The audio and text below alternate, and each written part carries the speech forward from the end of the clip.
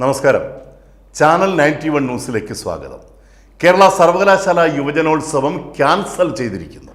കേരള സർവകലാശാല യുവജനോത്സവം മലയാള കലാമേഖലയ്ക്ക് ഏറെ അഭിമാനമായി, ഇന്ത്യയുടെ സാംസ്കാരിക പ്രൗഢിയുടെ ഭാഗമായി ലോക കലാ ആസ്വാദകർക്ക് വിസ്മയം സൃഷ്ടിക്കുന്ന ഒന്നാണ്. സർവകലാശാല യുവജനോത്സവത്തിൻ്റെ എല്ലാ യശസ്സും വിദ്യാർത്ഥി രാഷ്ട്രീയത്തിൻ്റെ വൈകൃത മുഖത്താൽ തച്ചുടയ്ക്കപ്പെട്ടിരിക്കുന്നു. തലസ്ഥാന നഗരിയിൽ നടന്ന കലോത്സവത്തിൽ KSU SFI വിദ്യാർത്ഥികൾ നടത്തിയ കൂട്ടത്തല്ല് എത്രയോ ഹീനമാണ്.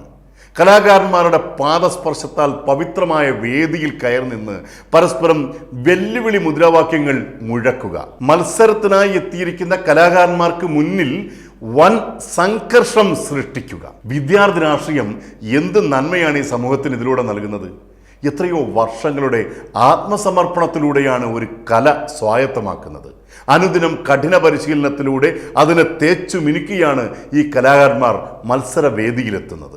അവർ അഭ്യസിച്ച കല പ്രാണനും ശ്വാസവും ജീവിതവുമാണ്. വേദിയിലെത്തുവാൻ ചായം തേച്ചിരിക്കുന്ന കലാകാരനെ ഇത്രയധികം മാനസിക സംഘർഷത്തിലാക്കി പരസ്പരം തല്ലി ചോര വീഴ്ത്തി മുദ്രാവാക്യ ആക്രോശങ്ങളാൽ പവിത്രമായ കലാഅങ്കണങ്ങൾ അസുര താണ്ഡവ ഭൂമിയാക്കി മാറ്റുന്ന ഈ പൊതുശല്യങ്ങൾ ഏത് ജനാധിപത്യത്തിൻ്റെ ഭാഗമാണ്? തെറ്റസഭയുടെയോ KSUവിൻ്റെയോ എന്നല്ല, വിദ്യാർത്ഥികൾ എന്ന് അവകാശപ്പെടുന്ന ഈ ഗുണ്ടാസംഘങ്ങളെ കലാലയങ്ങളിലേക്ക് അയക്കുന്ന അവരുടെ മാതാപിതാക്കളോടാണ് സഹതാപം തോന്നുന്നത്. സ്വന്തം മക്കളെ നിങ്ങൾ കഠിനാധ്വാനം ചെയ്യുന്ന പണം ചെലവഴിച്ച് ഇത്തരം സാമൂഹ്യ വിരുദ്ധ പ്രവർത്തനങ്ങളായി അയക്കുന്നത് എന്തിനാണ്?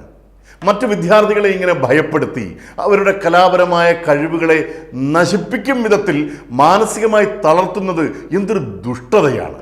വേദിയിൽ കലാപരമായ കഴിവുകളാൽ പ്രേക്ഷകനെ ആസ്വദിപ്പിക്കുക എന്നത് നിസ്സാരമായ ഒന്നല്ല.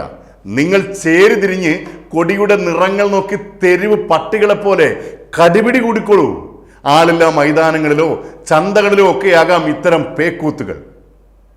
യുവജനോത്സവ വേദികളുടെ സമീപ ഇടങ്ങളിലേക്ക് വരാനുള്ള യോഗ്യത പോലും നിങ്ങൾക്കില്ല. കലാകാരൻ എന്നത് ഈ ലോകത്ത് 1% മാത്രമുള്ള അനുഗ്രഹീതരാണ് എന്ന് മാത്രം ഓർക്കുക. News desk, channel 91.